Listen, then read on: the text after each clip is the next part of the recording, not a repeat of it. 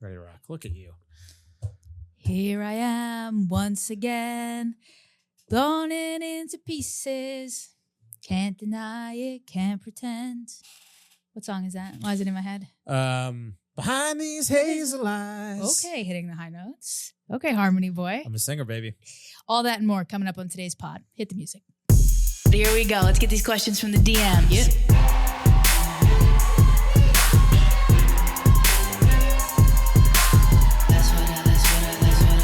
All right, well, that's what I heard. So what do you want me to tell you?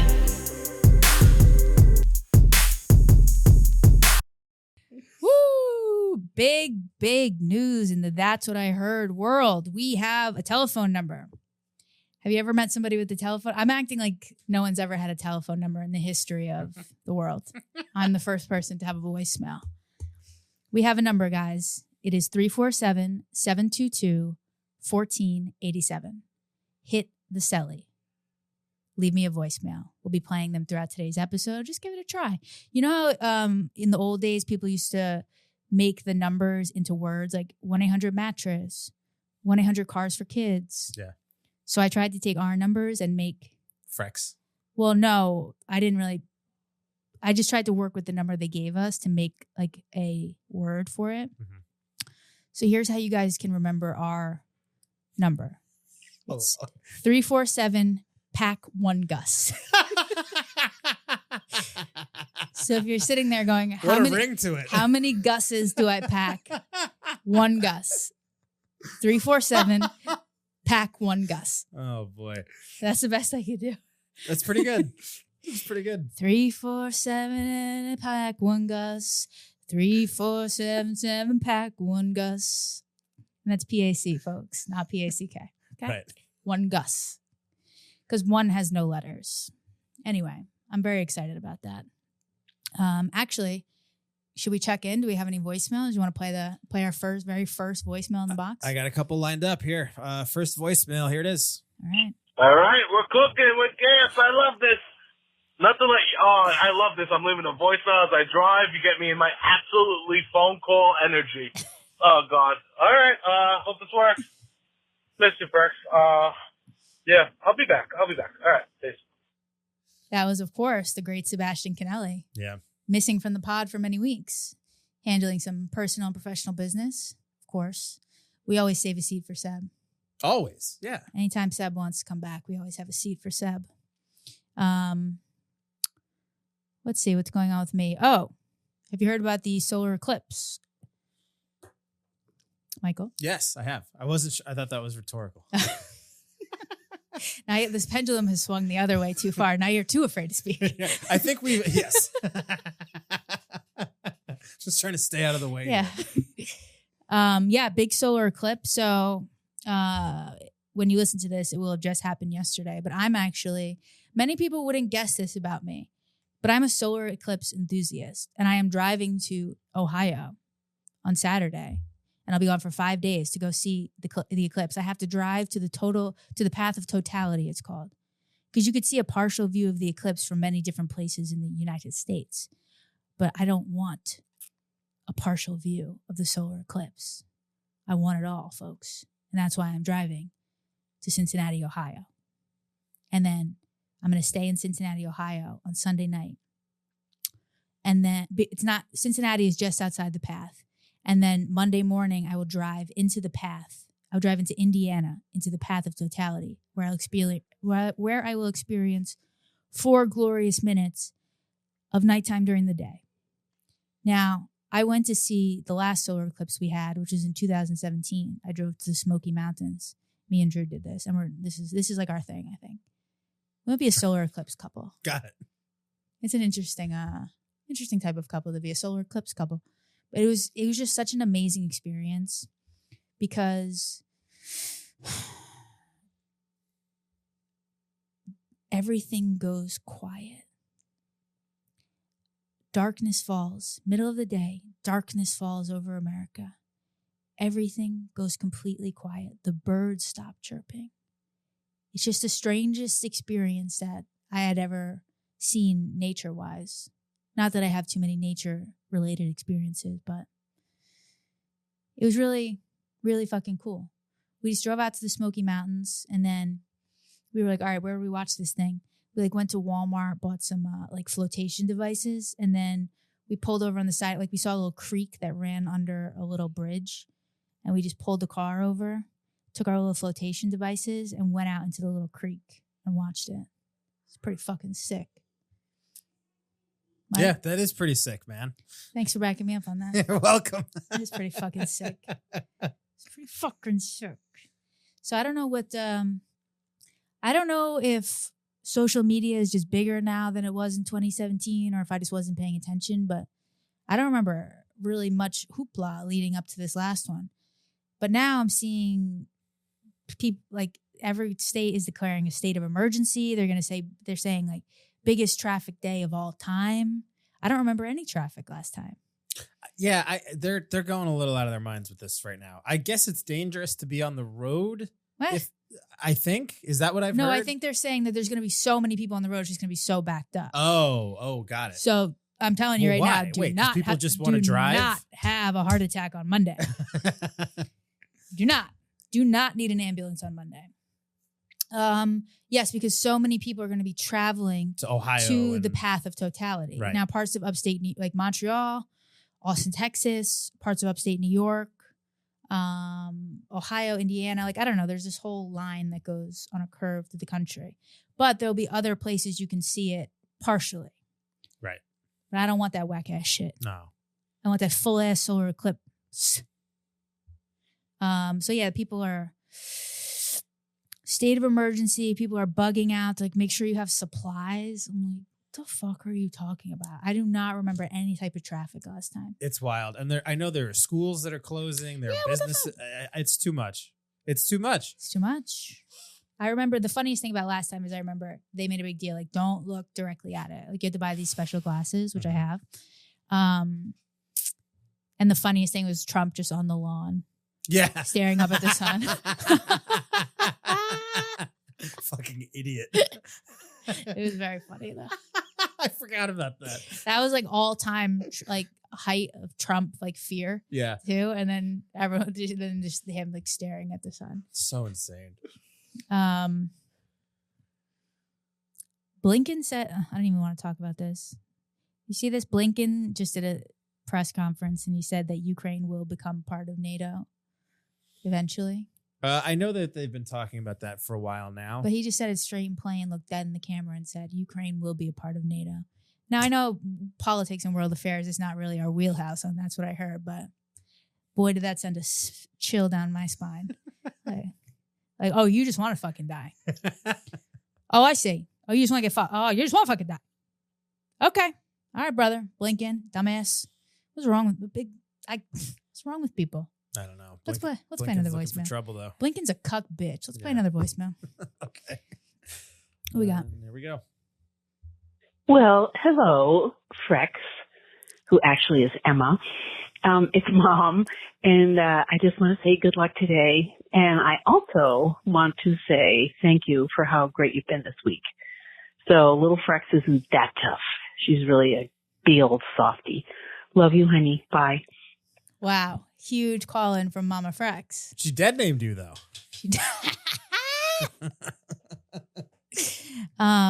Isn't it? So that's how sweet is she? So that's what I mean when I say like, where does my voice come from? That woman sounds British. She sounds borderline Mary Poppins. She has such great elocution, I assume, from acting. She went to acting school. Right. They beat the accent out of you. That's what she says. Yeah. That was a nice little voicemail. I took my mom to get her hair buzzed this week. Yeah. Because there's like the chemo, so her hair's starting to fall out. Mm-hmm. So she's kind of bugging out, like, what do I do? Where do I go? Blah, blah, blah. I go, let me handle this. I call this salon on my block, which is kind of like a trendy salon. I go, listen, this isn't really a haircut, but is there any chance you could buzz my mother's head? Because she's going through chemotherapy. And they were like, yeah, let me call you back, actually. And then they called me back. They were like, we would love to do it. The owner will do it. $50. Like, they were only charging like $50. Mm-hmm. And then, so I brought my mom in. these people were so fucking nice and so wonderful. Great. Shout out to Salon 87 on Graham Avenue. They have a customer for life. It's not exactly what you think, you know, like a young, trendy salon. And then, you know, just like a woman getting her head buzzed with a few loose tears rolling down the cheek, yelling, "I look like my father." Oh, that's heartbreaking. Actually, first she goes, "Oh, I look like a lesbian." Because like first they buzz it, and then they like shave it down even more, and then she's going, "I look like my father." But actually, it wasn't even as sad as I thought it was going to be because they were so sweet and nice. Mm-hmm. Shout out to them. Actually, I think my mom looks pretty fucking cool with this look. It made me want to get a buzz. Do you ever? Kind of in. It's kind of fucking cool. Yeah. Like I get, she's like a beautiful woman. She's always been beautiful, and obviously, hair is more than just like a look. It's emotional too, you know. Mm-hmm. But I don't know. I think it's pretty fucking cool. Yeah. You ever have a buzzed head? Not since I was young, very young. But after a while, I was too attached to this, you know. Yeah. A lot of guys my age don't have hair, so I can't be buzzing this off. You are lucky. Do you have any signs of balding or no? You have a bald spot or anything? No. They've been lucky. Wow. Yeah. Yeah, I mean, my hair started thinning, and now I take 6 medications. And I'm like, yeah, it looks cool, Mom. Why don't you just go with the flow and appreciate that you're alive? 6 different medications at the earliest sign of thinning. So would you get a buzz? I don't know. I mean, if I had to, I would embrace it. You kind of look like an NBA player a little bit. Do they have buzzed heads? There's like a certain era where like Jason Kidd. The dudes. Yeah, the dudes. I'm ready to name who I think is the overall pound for pound hottest NBA team. Are you ready? Yeah. Okay. I think I know who it is. The hottest, all in all, team in the NBA is historically one of the worst teams in the NBA. It is the Washington Wizards. What? That's your pick? 100%. I watched them last night. They go pound for pound, like the youngest, best looking crew if you put them all together. Who is on that team? Kyle Kuzma. I'm not saying they're good players. No, I know. Kyle Kuzma, Jordan Poole, Denji some. Yeah, Georgie. Something Kisper, something Vuva, and then a bunch of other boys. Yeah. Pound for pound, look them up. Why? Who do you think I was going to say? I was thinking Cleveland. No? Donovan Mitchell. I can barely get a breath. I can barely get a breath. Okay. Do you know how much I hate the Cleveland Cavaliers? No, I hate them too. But if I were to actually rank my dustiest NBA teams, they would be number 2. Okay. I don't know. Cleveland Cavaliers. Well, I've had George Niang has been He's in here. He's a cutie, but that's one person. Donovan's a handsome, like all pound American for pound. boy. Look up the Washington Wizards. They look like a group of guys waiting in line at Union Pool. They are young. Okay. They are a young team. Like those are those boys. Old. Okay, yeah. Those are those bad boys. Yeah. Those fuck boys. Okay. Yeah. I mean, fair. I can't even think of another team that's like. I mean, the Knicks are not. You don't think the Knicks? They're not. No. That's not their thing. The Knicks are hardworking, sincere, honest people. Right. Actually, the reason that I love the Knicks is the same reason that I hated them at first. I said there's no star. Like no one has any swag. Nobody looks like a star. Nobody looks like they're out, partying. Nobody's got that style. And now that's the same reason I love them. Because what I've come to understand is that why the fuck would you want your favorite team out partying, acting like Hollywood? That's right. Why the fuck would you want that? You want boys who love to practice. Yep. Who love the team spirit. Yep. That's what you want from your team. God forbid you were a Washington Wizards fan. Let me tell you, I think those boys just fuck 24/7. That's why they have 7 wins this year. Literally, that's why they're historically the worst. Because they're out there slinging dick all over the District of Columbia. Also, I didn't even realize. I thought when I always heard Washington Wizards, I thought it was Washington like the other one. Oh. I never thought of it as an East Coast team. Yeah. Yeah, they're very forgettable. They really are. Well, they might be hot, but let's boy, break are they it bad. down. I mean, the name Wizards. Yeah. Did you even have a chance? You think the Wizards are going to beat the Bucks? Are going to beat the Heat? You know what I mean? Here's the thing, though, Frex. They used to be the Bullets, which was badass. What do you mean? That's badass. Yeah, that's super badass. But they changed it because Washington was like gun violence. Yes. So when they were the Bullets, they were good. Damn. They'd won like championships in the 70s, I think. What? Okay, when did they change the name? I think they were the Bullets until sometime in like the late 80s, and then I think that was right around the time, probably around like sometime in like the early 90s. I think they became the Wizards. Wow. Yeah. That's tough. That's rough. Have they ever been good as the Wizards? I guess they had Porzingis for a while. No, they've never been. But he good. was injured. They had John Wall for a little bit. Also, their outfits are goofy as fuck. Yeah. Yeah, they're goofy. They look like little revolutionary, they look like Revolutionary War tour guides. Yeah. Again, but when they were the Bullets, they were cool. I bet they were cool as fuck. They were cool. It looked great. And now they're hot, and thank God they're hot because they have to do something other than play basketball. Yeah. Julius Randle out for the season. Yeah, disappointing. Fuck him. You know what I'm saying? Fuck him. I feel you. I don't think we need him to win. Okay, so Julius Randle of the New York Knicks. Folks, we've gotten into basketball talk earlier than usual today. Yeah. Julius Randle of the New York Knicks has been out for like a few months trying to get better from a little shoulder oopsie daisy boo-boo. Now they said today he'll be out for the rest of the season. He's not coming back. But when I started watching the NBA last year, it was Julius Randle like choking in the playoffs. So to me, I don't need him in the playoffs. I don't need that energy in the playoffs. But this year he got a lot happier and I liked him a lot more. He was smiling, hanging out with his kids, like being a positive energy on the court. So what happens when you play in a good team? Everything, the food starts to taste better. You know, the temperature is nicer. Everything's better, you know? Maybe that's what it was. So many players, like when I started watching last year, I saw them in this like weird moody era. Yeah. So I didn't like them. But now I see them happy and positive, and I like them so much more. For example, Luka Doncic.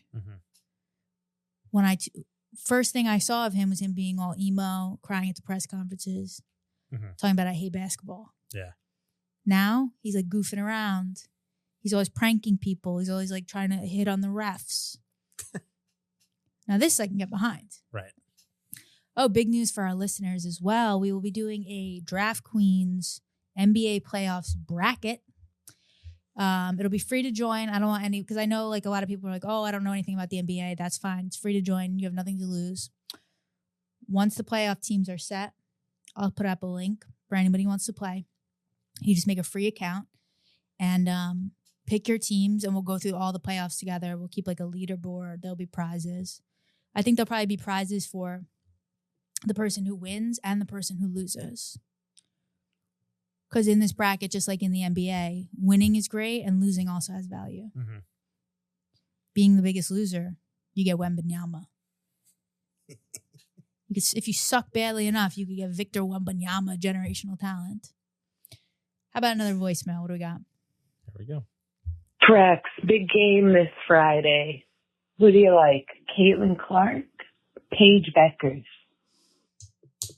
Perfectly on cue with our topic. Yeah, I know. It's like you planned it. How do we do that? How did it become so perfect? All right, so women's college ball. Now, I just watched that Elite Eight. Is that what they call it? Yep. Elite Eight game. Now, I didn't know anything about these people. Obviously, I had heard that Clayton what's this bitch's name? Caitlin Clark, CC. Yeah. Obviously, I'd heard people are loving her. But I watched that game, Caitlin Clark versus LSU, and immediately I'm just checking out the vibes of the teams, and I really wanted LSU to win. And then I see on the screen what has now become my Roman Empire. Coach Kim. Oh, yeah, you love Coach Kim. Coach Kim Mulkey, coach of LSU, is my Roman Empire. Now, what the hell is going on? Are you asking me what's going on? How did I miss her? I've never heard of her.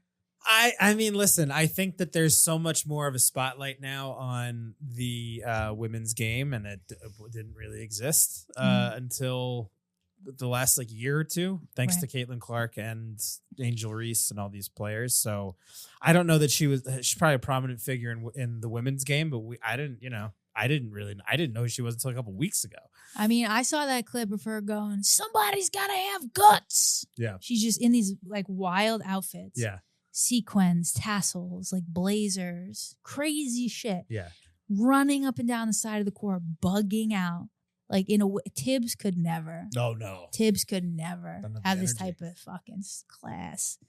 And she's just yelling, somebody's got to have guts. And then I saw that interview where she goes, I may have got COVID or something. Might be COVID shit, but I ain't testing. And I was like, okay. I'm like, this is compelling. This is compelling. Well, that's the thing. I think that's the thing that the women's sport has missed forever is you haven't had these like fucking wild characters, and that's what builds drama. Right. Heroes and villains. But then I looked this lady up, Coach Kim, and she's been around for ever. She's the highest paid coach in women's college ball, I guess. So like, is she paid higher than Gino? That's the guy from UConn, right? Yeah. Mm-hmm. I don't know actually. I thought it said highest paid women's coach, but maybe not. Maybe it said highest paid woman coach because Gino's a dude, right? Right. Yeah. Gino's. Yes. What? Gino's a dude. You think in women's college ball, there's not a woman named Gino? Fair. All right. Fair point. Fair point. Gino Amara. I'm going to go ahead and say there might be one or two women named Gino in women's college ball. So I've opened a Word document and I've just called it Coach Kim. And I do believe that I will be writing a movie. About Coach Kim? Yes. Or just a Coach Kim-like figure. Right. Where did this woman come from? And how did we get to this point? She's gone on from, we're from Louisiana, honey. We like diamonds. We like diamonds. We like ball. With my players. This is the other one. She gets on and she looks straight in the camera and she goes, I will fucking sue the Washington Post. Yeah. I guess the Washington Post wrote a story that she was kind of like a racist. Did they say that? I think that I thought they said she was just like a bitch. I thought, well, one of the quotes that I saw was about them saying that like LSU. I don't know. Forget what I just said. Well, I mean, I thought I had if I'm writing a movie about her or not, they'll tell you. But then I read a quote. You know, one of the LSU players, Flauge. Her mom was like, Coach Kim is the only coach that I would trust with my child. Because I know that when she leaves there, she'll make her a woman who's ready for the world. I say, goddamn, Coach Kim. I need a little fucking Coach Kim. And guess who's going to play Coach Kim in the movie that I write? Me. Of course. Although, really, the part is pretty locked for Amy Sedaris. Yeah. Or Amy Poehler. Either of them would crush that Coach Kim role. How did I get on this? Oh, someone asked me a question, which I didn't answer. Who do I like, Caitlin Clark or Paige Bucher, yeah. Bucher? Okay, I call her Paige Buckets. Do other people call her that? I don't know, but that's a good nickname. I'm just going to say it straight and plain. Caitlin Clark, not for me. Why? Boring. Interesting. People think, okay. Angel Reese, I'll watch that all day. Yeah. A little fucking flair. Caitlin Clark, to me, very boring. Even with the shooting? Well, obviously, I respect that she's probably the best ever at it, at that level. But part of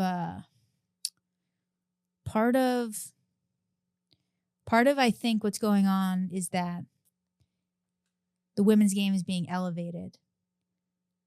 And with that comes the ability for people to just go, it's okay to say, that person's not my favorite, like we do with the men. I just sat up here and called a bunch of the men ugly. Uh-huh. And part of being on the same level of raising the sport, the women's sport, is being able to say about them, yeah, I don't like that one. That one's boring to me. I think it's a fair point. Now, Paigey Buckets, I'll give Paigey Buckets a second look. She's UConn, yeah? Mm-hmm. I think Caitlin Clark will probably win, though, because she has the narrative momentum. And I think that plays a major role in sports, narrative momentum. Right. That's what I learned when I first watched sports 1.5 years ago. I watched the World Cup, and the narrative momentum was with Messi. Right. Messi's last cup, will he finally get one? Right. And boy, when he got that cup, that's when I was hook, line, and sinker. I was like, I'll bet on this till the day I die. Now I'm going to start talking like Coach Kim. I'll bet on that till the day I die. And I think this is Caitlin Clark's narrative arc. To win? To win. To win. Yeah. Well, when this comes out, we'll know if she had won or not. Right. But why? What do you think? I think basketball, especially college ball, truthfully, usually the coaches are the stars. And Gino is arguably the greatest women's coach of all time. Who's Gino, though? I don't know nothing about this man. Gino Amaretta. You see, I can't stop talking like Coach Kim now. I don't know nothing about this man. All right, tell me who he is. Do you know? He has the most wins in the history of the college game. He coached UConn. They went on I think there was 3 years where they didn't lose. He just won every game in a row. He's just he's like a mastermind, basketball mastermind. So I don't know. Caitlin Clark seems like a true stud and very hard to stop. But you figure if anybody's going to do it, it's the greatest, but arguably the greatest coach ever. But isn't that what the narrative is? This little runt from fucking Iowa, is going to go up against the legacy team and the legacy coach, and slay the dragon. Well, and she says that she wanted to go to UConn, but she didn't get recruited there. Really? Yeah. So she's got a bone to pick. She's got a chip on her shoulder. She got a bone to pick with them boys. Interesting. Very interesting stuff. So who do you want to win? I don't know that I care, to be honest. Okay, that's sexist. But I can say it. You can't. I mean, probably UConn, just because it's. Well, listen, it's the Big East. I grew up with Big East basketball. Okay. UConn was like a powerhouse when I was a kid, and they're a powerhouse now in both men's and women's basketball. It's they're like the last Big East powerhouse that exists. So you got to kind of root for your conference. So it's a regional issue. Yeah, it's a regional thing. Okay. And Gino, Italians helping Italians. So now it's racial. Yeah. Okay.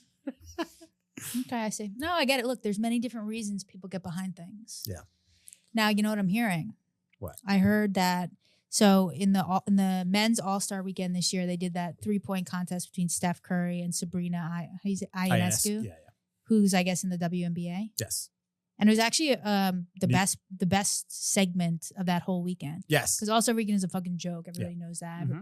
Everyone's just there to swing their dicks around and party, which I support completely. But it's not an interesting game to watch. But this little 3-point contest they did actually was pretty compelling. So now what I heard is that next year they want to do Steph and Sabrina and then Klay Thompson versus Caitlin Clark. That'd be cool. How about that? Yeah, I'd be into that. I think it's a mistake. Oh, yeah? Yep. Why? Here's why. Steph Curry is still respected enough and doing well enough. He don't need to win that game. He don't need to win that contest for his ego, I think. You know what I mean? I think whereas Klay Thompson is a shell of what he once was.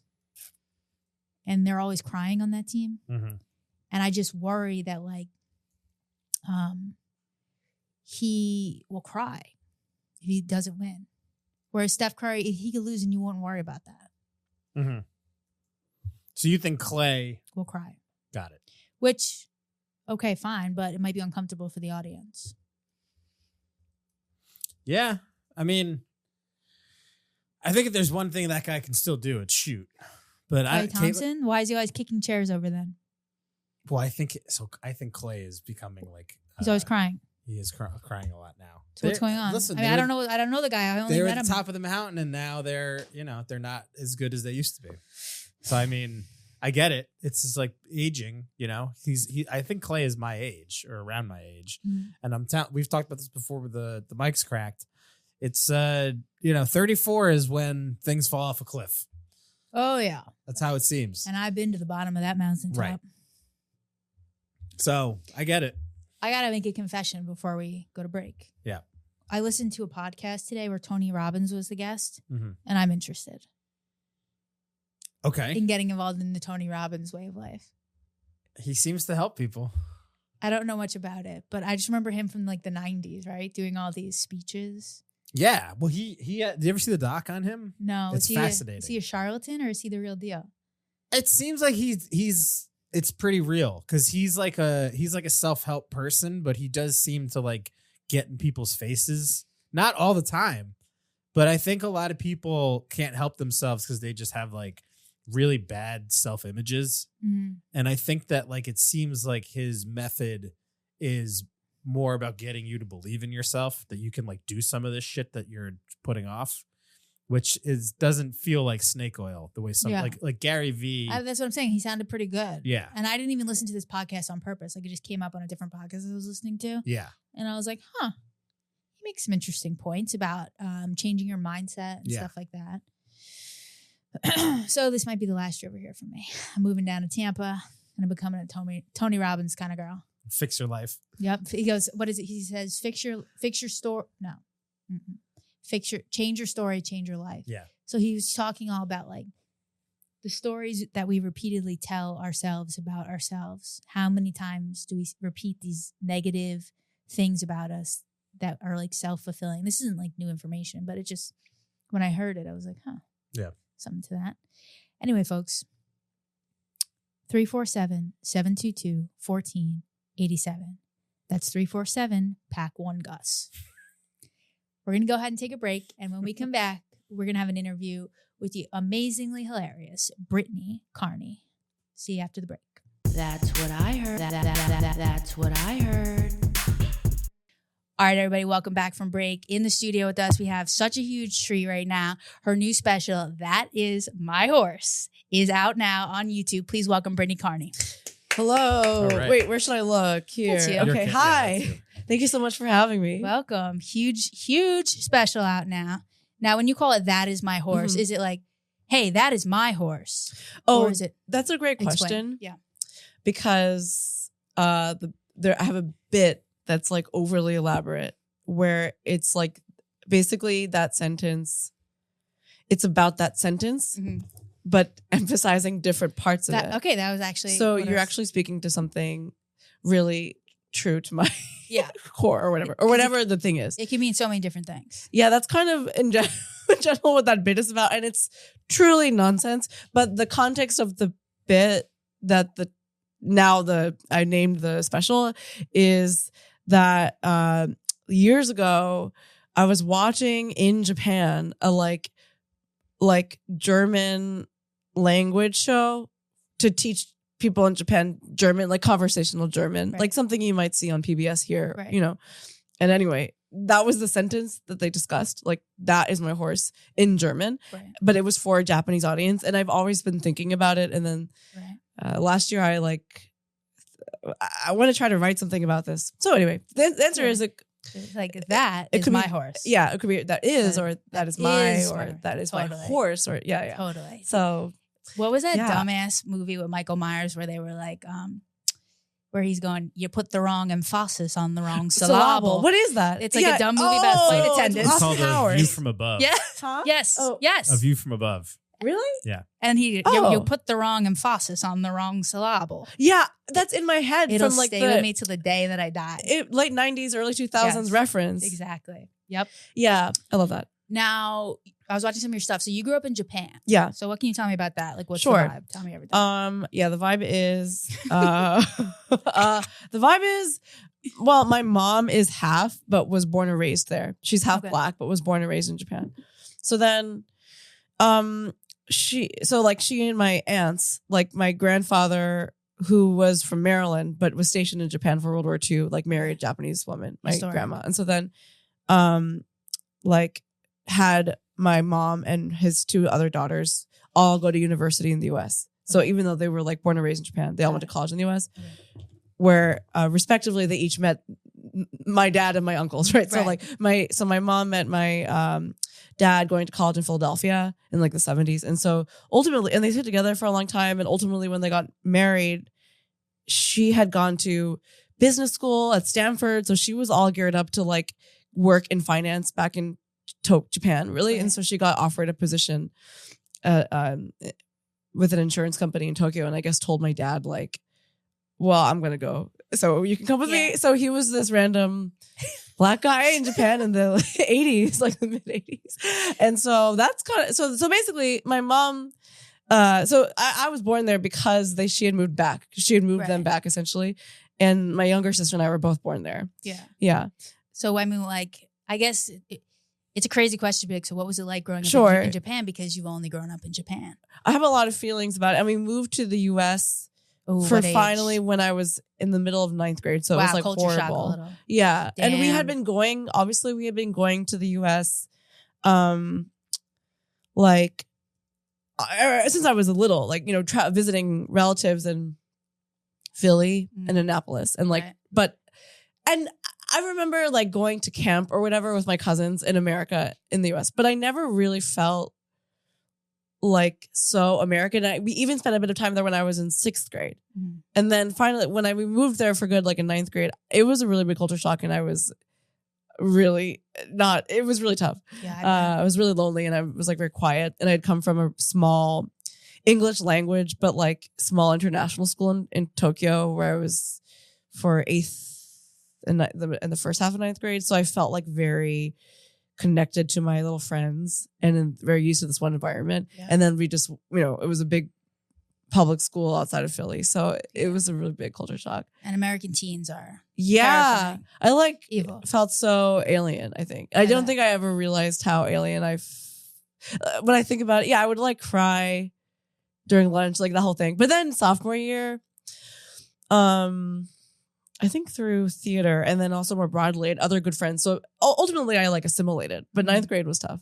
But you think theater was a big way for you to get like the classic, you know how like, okay, I was kind of lonely, I think, and having a hard time. And so then my mom had me visit the guidance counselor at the school who would be like, well, what about track? And I'm really the least athletic person. So I tried track, but it was like really, you know, I think eventually I hurt my knee, which felt like phew, you know, like, totally. Yeah. So then I tried it for like half a semester, but it just really was not my environment. So then ultimately I found theater and I think that's what helped me feel like more settled into that environment and more like I belonged, but it took a minute and we had been moving around a little bit. Like when I was a kid, we lived 4th, 5th, and 6th grade. We spent when I was in 4th and 6th grade, we lived in Singapore. Yeah, like for my mom's job. Wow. And that was like but I was a child, I guess, because like I remember the summer that we were leaving Japan, which was the summer after 3rd grade. So I remember that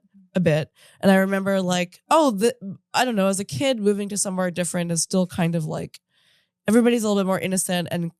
It was also still an international school in Singapore. Like it was Singapore American school. So anyway, a lot of families were used to moving around. That's the key thing. The thing about the US in many places, not everywhere obviously, but like definitely where my parents still live now, everybody knew each other from kindergarten. Yes, right. Of course. Yeah. Clicky, Yeah, exactly. So that took some adjusting.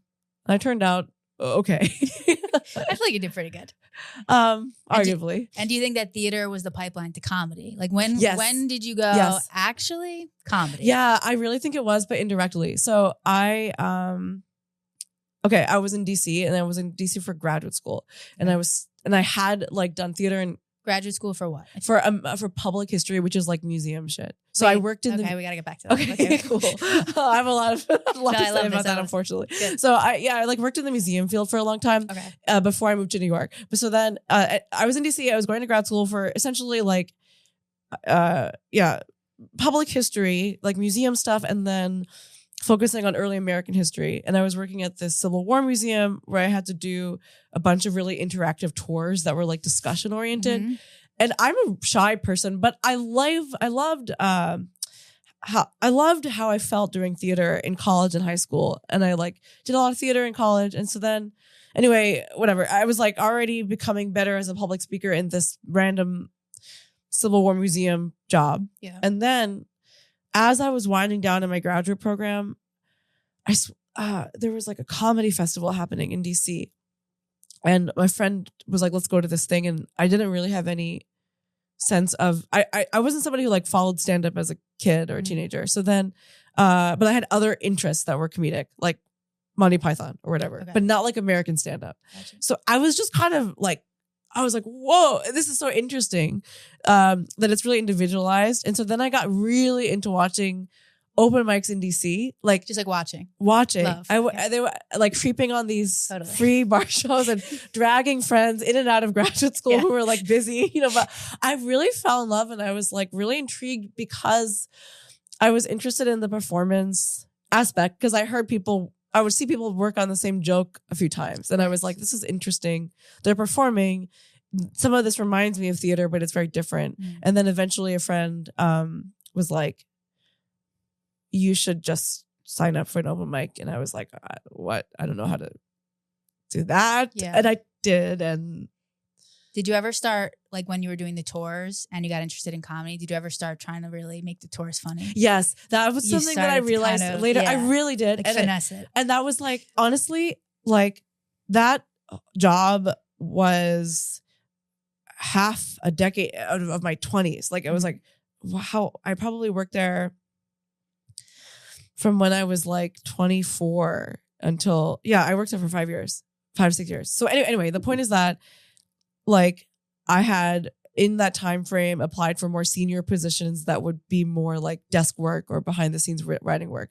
But I never got those, I think because they were like, we don't know about her, like attention to detail or whatever. Yeah. But I felt really beloved at this museum because of the way that I approached the tour part. Right. And I had really worked on those like so much. And I really tried to make them funny, but kind of by accident. Like I just thought, it's like, you can add a line here that consistently gets a laugh. And then later, as I was learning about stand-up, I realized that I was like, then they were kind of like building each other out because I was still at the moment still really involved in this museum. Yeah.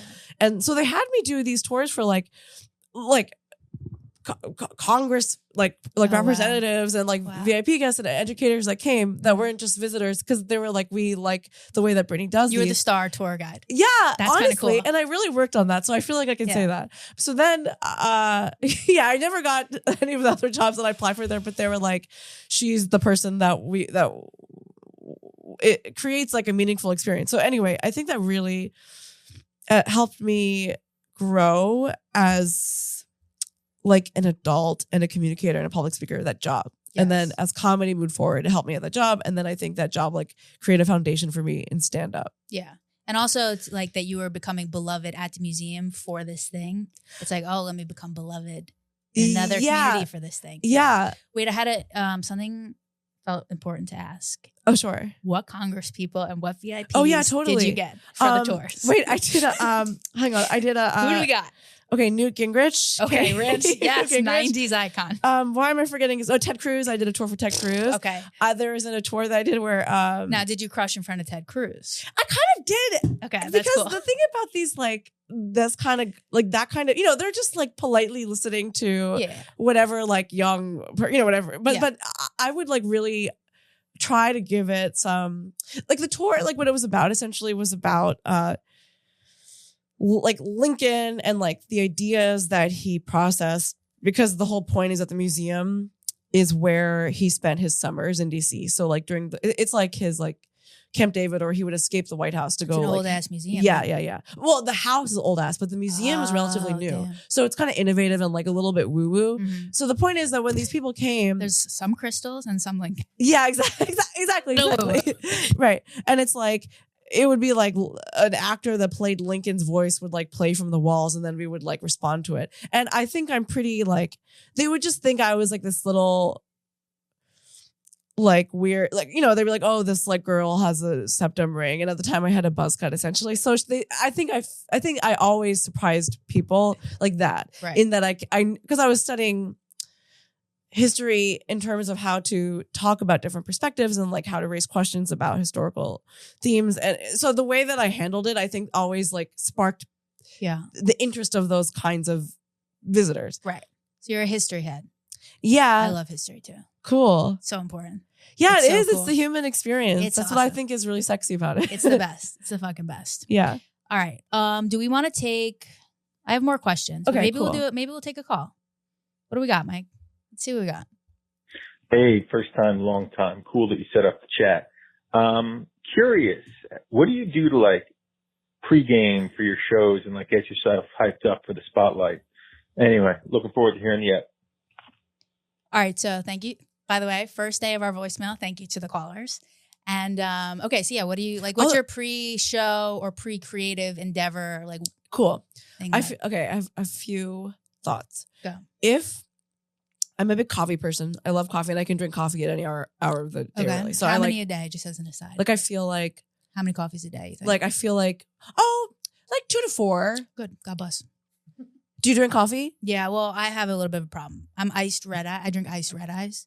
Oh, so I had to put those down. In. So it's a cold. It's a large cold brew with 4 shots of espresso and half and half. Do you? And then I hit it, and then I'm off it now. But then I would start hitting the vape, and I would wonder why I wasn't feeling so good. That's like I forget for 10 days to drink water. Yeah. And I'm like, so I had to get off those. But yes, so no, you don't I do drink love coffee. Okay, I'm trying to do tea. So right now I'm doing like black tea and ginger peach black tea. I'll make it at night, like in a mason jar. Then I'll put the cap on, put it in the fridge, and it's iced tea in the morning. So you like iced? Me acting like I beverages. invented iced tea. That sounds I'm like, really I put it in the good. fridge in the morning. It's cold. Have you heard of it? Yeah. That sounds excellent. It is very good. Peach ginger. But it's only to avoid death. By coffee? Mm-hmm.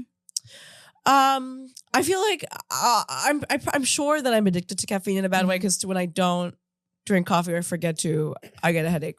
But anyway, I like to drink coffee before show. But if I'm drinking, which I think is fun, I'm still like I like to have a drink before I perform. But I also feel like it's like I'll have a glass of white wine, or if I'm drinking like a whiskey soda or something, like half of it, because I drink frequently, but I feel like kind of a lightweight. So I can feel on stage when it's like too much. Like I can feel it in my mouth or like in my facial, like my muscular movements or something. So I like a drink because I feel a little bit silly and loose or warmer.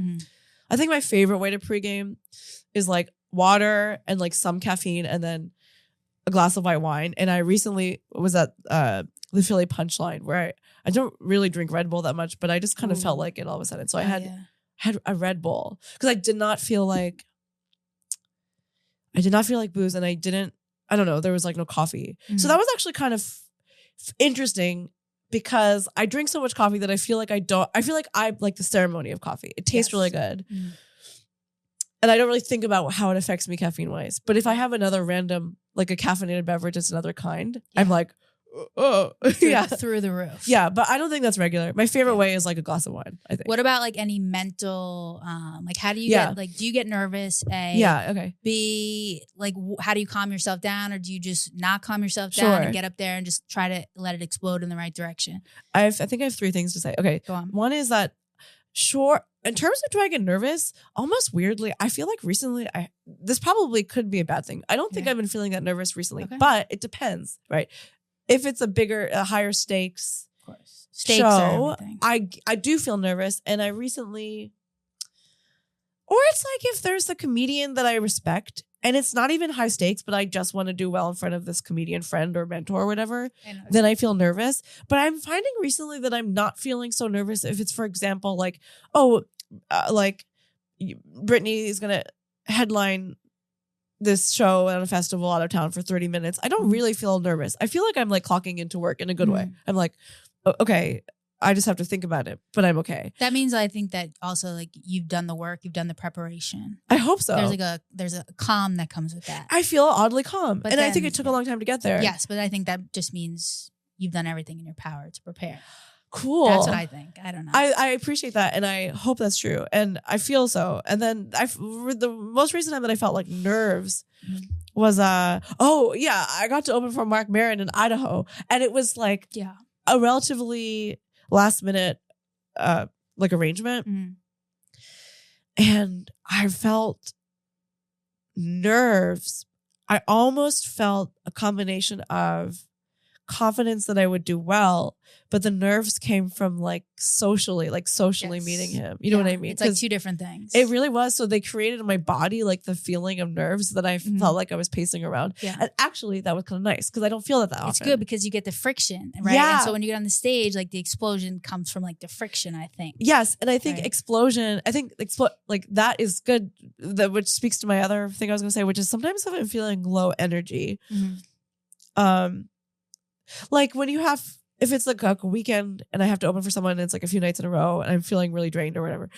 One time, the comedian Nick Thune, this was at Vermont Comedy Club years ago, he told me, I was like, I'm feeling low energy. And he said, try to hyperventilate. And so he did this activity where he tried to like hyperventilate, which I don't actually think works for me. But in trying that, I realized that what actually works for me, like physically and mentally, is if I kind of make my body big, like if I'm just stretching backstage, and it makes me feel confident and more focused. And then I always write, I tend, it helps me still, if it's a more important set, to write down at least how I'm going to start and end it. And like maybe the middle is like, maybe a little banger opening line. Yeah. Just so you know you got something to go. I think that's how my brain works. I have to write. So that's a part of my pre-gaming experience.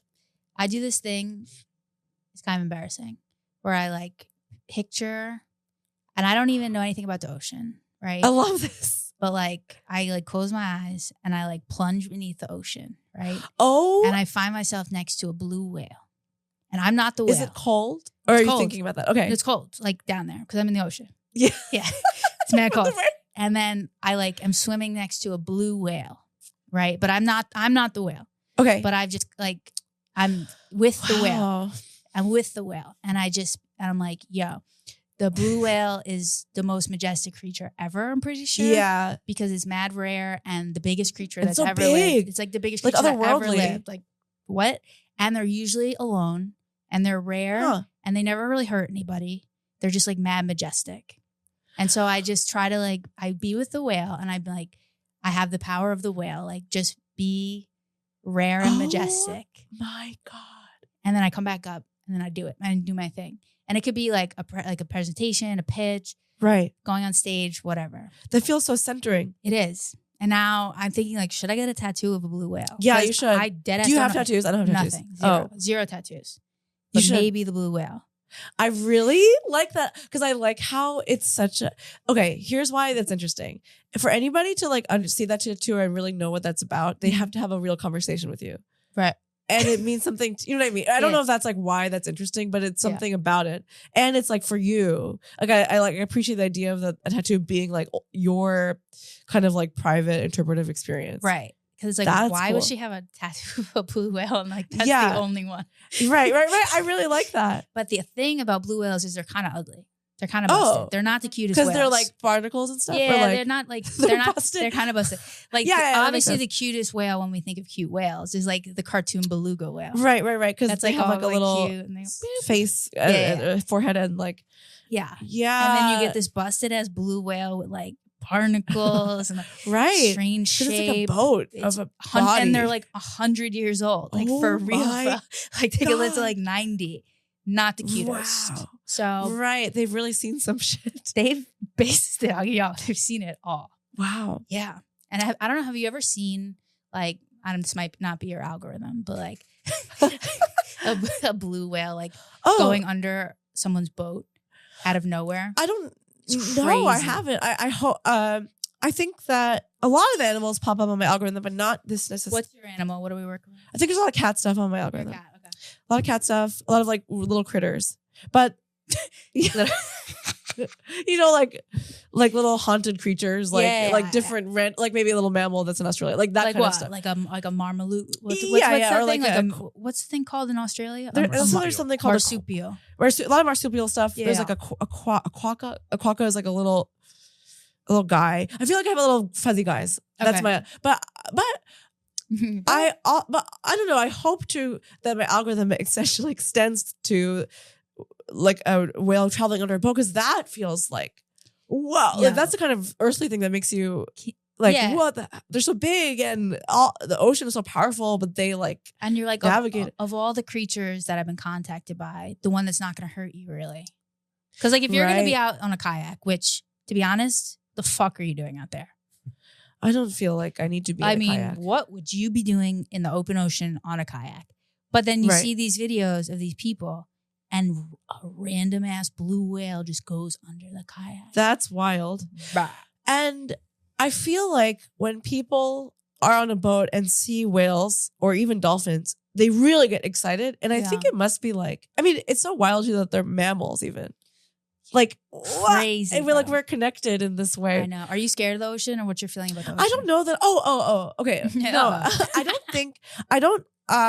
No, I don't feel necessarily scared of the ocean. I feel like I feel pretty in awe of it. I think I like the ocean. I like swimming in the ocean, but I'm not like so bold that I'll go really far out. I feel like a confident swimmer, but I don't think I have a broader existential fear about the ocean. Sometimes when I think about it and its depth, if you look on YouTube, there's like, this a depth chart. A depth chart. Yes. Those are nuts. Terrifying. I feel more scared about outer space. Okay. I have existential fear about space. I hear you. Okay. But here's the thing. I feel the same about both, but I think sea is more scary because it's possible that you would interact with that depth of the sea, where it's very unlikely that you would actually get the outer space experience. Yes. It's actually possible that you would be on a Carnival cruise line and take a spill and have to encounter like pressure, the horrors, and like the pressure. Actually, that is very scary. That is a really interesting possible. Point. It's possible because it's in our literal realm. It's in our realm of possibility, especially with these fucking cruise ships out there. All the drama. I don't know what's going on with the submarines, the Titan. Oh my gosh, that was wild. I mean, was it ever? What I kept thinking about was like, well, the pressure was really wild to fathom. At the end of the day, I think we could all agree the pressure was the saving grace because it was quick. That's what I was asking my friends. Like, do you think that it was fast? Because I was like, the nightmare is like, whoa, what if it wasn't fast? But the pressure probably was so powerful that it was like this. Like imagine like crushing or like imagine a Pringles can just going. Yeah, that is nuts. So that's actually at the end of the day saving grace. Terrifying. Good for them. I mean, it was the only time like a 16-year-old kid would die, and everyone was like, "Yeah, fuck them. What were they doing down there in the first place?" Oh my! I know, right? That is kind of wild. That just and also because they were rich. Yeah, the rich thing. Yeah. And then you kept learning. I remember details. I wasn't like one of the people that really like read into it because it kind of freaked me out. But it was like the details would come out about it being such a shoddy operation in the first place. Xbox controller. That's so stupid beyond comprehension. I can't imagine it. So that's so wild because only if you have so much wealth are you not really thinking logically about like you're not like honoring how powerful the ocean is, I guess. Exactly. You're not honoring because if you have $1 billion, why would you think the ocean has anything on you? Right. I wouldn't if I had $1 billion. Right. But the ocean showed you could pay your way through it. Yeah. But it's like, can we call someone about this? Like I have numbers. Right. Also, this is what I also like appreciate about thinking in terms of the ocean is I really like thinking about how weird the guys are down deep, like how like evolutionarily like they're illuminated or like have like the deep sea creatures because it's pitch black down there. Yeah, that's so interesting. I think that's really fascinating. It is. And they have a whole life that we'll never know about. That is wild that it's actually, and that yet it's on Earth. Now, what do you think about, now here we go. Okay, shit. Aliens at the bottom of the ocean, they say. Like ancient civilizations, unearthly creatures, like coming from the bottom of the ocean. I don't know too much about it. Mike, chime in if you do, but I don't know if you do either. I've never actually heard that. I've never heard that like idea. Okay, so what's your stance on like UFOs, aliens, other worldly things? Okay, here's my stance, or here's what I feel. Here's like, I'm going to try to summarize it concisely. Okay. I feel that probably there is some other form of energy in the cosmos, but I think that it's very possible presents itself in a way that humans can't perceive. Okay. Like light or I don't know. That's how I feel today. Okay. And then, but I feel more like, I feel like very open to not knowing. And I feel like I'm like a, you know how when people talk about faith and they talk about being like an agnostic? Yes. I'm like that about aliens. Agnostic is like atheist is it doesn't exist, and agnostic is like I don't know. Yeah, I think that's how I feel in terms of our other life forms. I think that I feel we might not even perceive that as life. That's like what I'm feeling today, and I think that's the smartest take to have on it. I think that's actually the smartest take to have on most things. Like an agnostic take. Like, sure. Could be, could not be. Because I think there's a lot of strength in just question. It doesn't, not everything has to be an answer. It could, like, questioning is like something that humans can do uniquely. Right. As we try to make sense of our world, right? So, okay, what are you feeling about that? And how do you feel about this ocean idea? Well, the reason I was thinking about it was because there was the famous congressional hearing like 6 months ago, maybe last summer, where this military person was describing all these military guys on a base, naval guys, off of, I believe, like San Diego or something, out there somewhere, out in the ocean, all the military boys, I don't know, they're in the planes or in the boats, and they cited this object that they described as not possible as being like from our world or like from our capabilities of anything that we know about. Fast moving, like the way it would move and stop and go up and down is not a technology. Like the physics or whatever. The physics just don't make sense for what we understand. Interesting. And then they described this craft kind of hovering over the ocean where there was a completely calm ocean, but there were these white caps, which means... what does that mean? The white caps are when there's a disturbance, so like a wave, basically. I see. So it's like a completely calm ocean and then this little pocket of white caps. Whoa. And the thing was hovering over it, which kind of lends itself to this theory. It's not even a theory. I don't even know. I saw it on Netflix. that there's... that the otherworldly things are not coming from up there, but they're coming from under the ocean. So like something is stirring. Something is a stirring. And so whatever that little craft was actually came from the ocean and not from outer space. Whoa. And it's just fun to think about. I think that's really fun. It's just fun to get involved. Yeah. It's like, do I really believe it? Would I bet money on it? Not really, but it's just fun to hear the theories.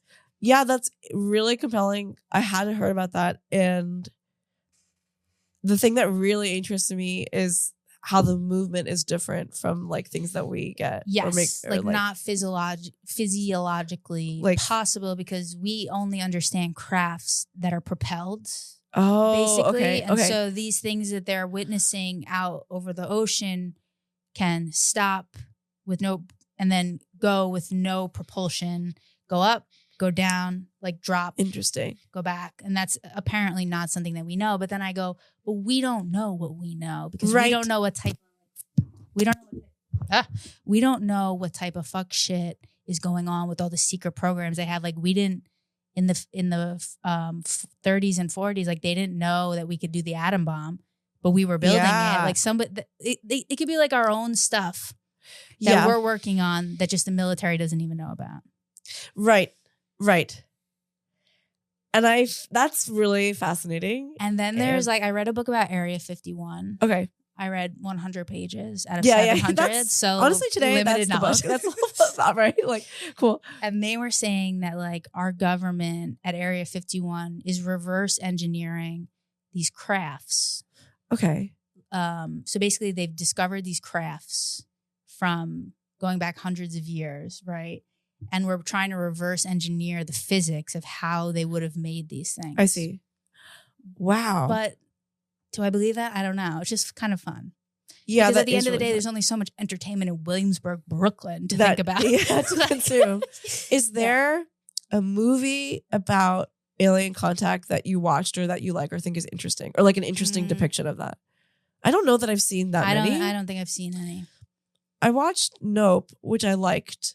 That was like the... Yes, I didn't even watch it. Okay. Oh, I liked...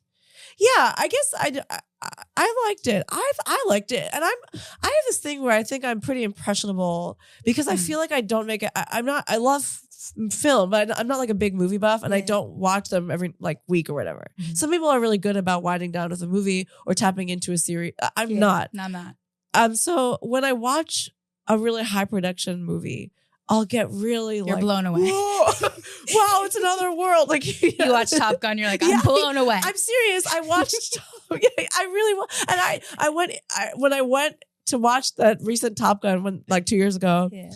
I'm not particularly interested in action movies, but at the time it was like a guy that whatever. So I like watched Top Gun because I was like going, to make an impression. Yeah, of course. And I was like, wow. Like, so that always happens to me. So for Nope, I really was intrigued by the depiction of like alien life form. Anyway, so that was like interesting and unsettling. Love it. It makes me think. Yeah. Beautiful. Want to take one more call? What do we got, Mikey?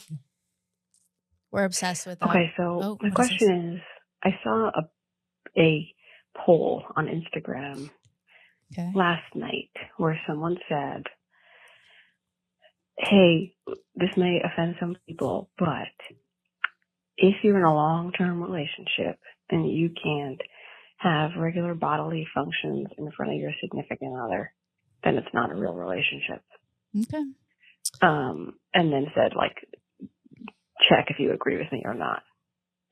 So she was stating her stance of like, that's you can not cut a it there. relationship. I think we got the question. Do that.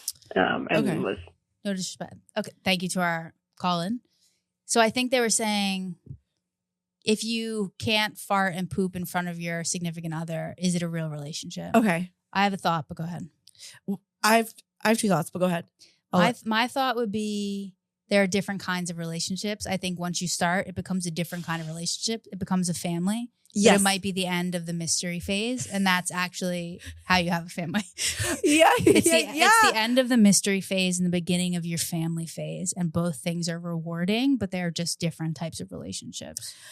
I was thinking that really summarizes what like the two kind of like thought clouds I was having as she was speaking, because I don't think that individually and in my relationships that I've ever felt comfortable. I'm like too shy, but I know that like I have many friends that don't care about that. I just like, I'm shy about it or something, or it's like a internalized like misogynistic thing about being a lady, like whatever. I don't think that I've ever felt comfortable. But then immediately I thought about my parents who are like in the early 70s and they still together. Yep. They've been a family at this point, I guess, for at least, they got married when they were in their early 30s. So the point is like, they've been family for so much longer than they've been like courting. Right. And they obviously fart and shit around each other. They have to. It's part of family. It's part of managing part of life. And it's part of like managing your body with a family member. And they're so comfortable, obviously, just like talking about that or whatever, or like, and yeah, that must just happen so quickly. Yeah. What about you?